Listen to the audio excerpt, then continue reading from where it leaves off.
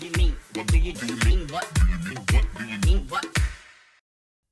Train workers are striking over privatisation concerns, safety guarantees and hygiene as the government and union really failed to reach an agreement here. The snap decision to strike was made last night. Transport New South Wales says because of this snap decision, it's impossible to operate these trains safely. But the Rail, Tram and Bus Union argues that they're not to blame here and has also accused the government of trying to make a point. We need somebody with a calm head, instead of trying to take us on, cancel actions, cancel enterprise agreements, come out here and have a proper bloody conversation and we can get these trains moving again and do the right thing by the people in New South Wales. Now, she said this was a strike twice, and they certainly did pick a part of what the member of the union said to make it sound like they were on strike, didn't they? Now, I'll play that same press conference with the member of the Rail, Tram and Bus Union, and I'll stop it at the point that we just heard. But before we do that, let's finish that Sky News clip to hear what the Prime Minister had to say. Prime Minister Scott Morrison has weighed in on this morning, describing the action as disrespectful. Honestly, the disrespect being shown to their fellow Sydney-siders who are going about their day, kids trying to get to school, parents trying to, get their week underway, aged care workers, nurses, police officers, fireys, ambulance officers, all having to deal with the unions carrying on like this in the middle of the night to cause such terrible disruption. Laura, it could be a long day for many passengers. They're being told to avoid travel if they can and make other arrangements. Gab, thank you. Now, just let that Sky News clip marinate for a second, because we have the Prime Minister calling these workers disrespectful, and then we have the presenter saying it was a strike twice, and then they had that clip from the press conference with the member of the Rail, Tram and Bus Union to make it sound like they are indeed on strike. Now, keep all that in mind as we go into the start of that press conference. Okay, look, Alex Classen, State Secretary of the Rail, Tram and Bus Union. Very, very disappointed that I'm standing here today.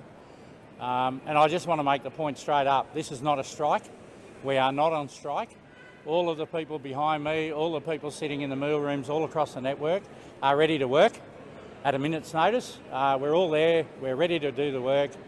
As we agreed in the Commission late on Saturday night, we had 10 lawyers against us in the Commission on Saturday night trying to terminate our industrial action and terminate our enterprise agreement, which, as people will remember, we've been trying to negotiate since the expiry of the previous one in May last year. We've been taking various forms of protected industrial action since September. And as everybody will remember, we've actually only been on strike on 2 occasions during this current round of industrial action, an 8-hour overnight stoppage and a 4-hour stoppage which we took. Other than that, we've continued to put on a range of bans and limitations which makes life difficult for management. We get that. But, at the end of the day, our members have got a right to negotiate a fair enterprise agreement. And, obviously, as we all know, there's a range of things that we've been asking for. It's not about money. It's always been about safety issues, about protections against privatisation. It's also been about protections for the commuters to make sure we maintain a safe and clean network.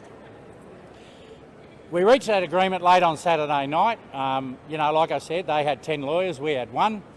We reached an agreement. There was a set of words. We agreed to drop some of the actions we were going to start today.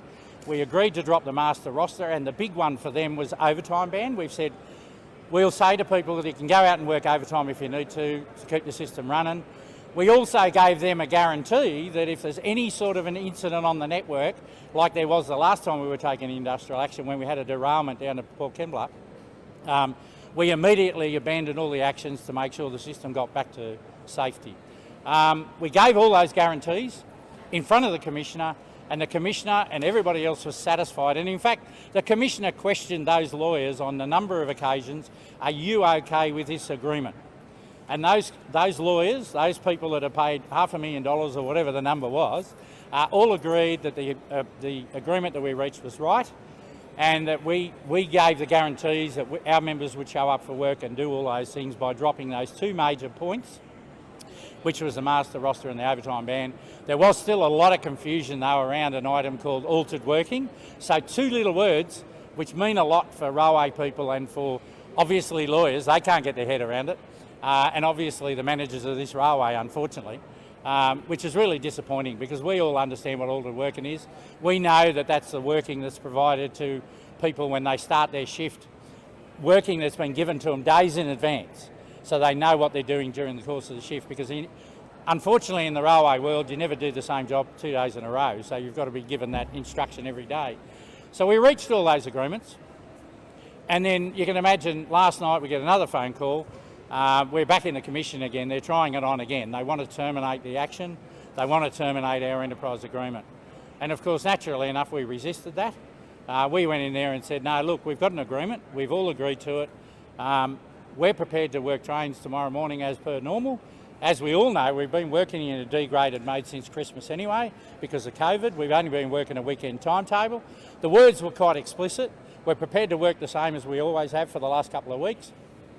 They were supposed to shift to a full timetable as of next week, next Monday, and we agreed with all of that. In fact, we called for them to do that because we've noticed that the trains are starting to fill up, and we actually want some more physical distancing, etc., etc. So we were all on board with the package, and I went to bed last night nice and tidy at 9:30 at night, thinking everything's okay in the morning. There'll be some disruptions. It was never going to be perfect, but our people were there ready to work. And you can imagine my shock this morning waking up and knowing that the government has just done the most low and dastardly thing that you could ever imagine a government doing. They've locked out their workforce and they've inconvenienced the people in New South Wales just because it was going to be a little bit difficult. And I mean, I don't know how to put it any stronger than that. And for a minister to get on 2GB this morning and say that it was an unsafe situation, like really, if you're ever going to get railway people angry, it's accusing us of doing an unsafe act. There is no way that me or anybody behind me or anybody out there working on the railway would do anything to jeopardise the safety of this railway. And like I said, I've already quoted the Port Kembla case at the last time we took industrial action. Yesterday was also, it was a very important day for me because it was 2 years ago, 2 years ago, a very good friend of mine died in a train accident. And for me to have to go through all this rubbish and stand here and justify why we're taking protected industrial action, which we're allowed to do legally under the law, we have done everything by the book. And you know, sure, there are people out there that aren't happy about some of the actions that we've taken. But you know, like we've always said, we care about the job that we do. We want to maintain a good, safe network. And we just need the government to get on board with this. Wake up to your bloody selves. Get David Elliott back out here today. At least the last 2 times we've met with him, changes were made, there was improvements. It was starting to go somewhere. Where's David Elliott today? I'm not sure, but we need somebody with a calm head. Instead of trying to take us on, cancel actions, cancel enterprise agreements, come out here and have a proper bloody conversation, and we can get these trains moving again and do the right thing by the people in New South Wales. Any questions?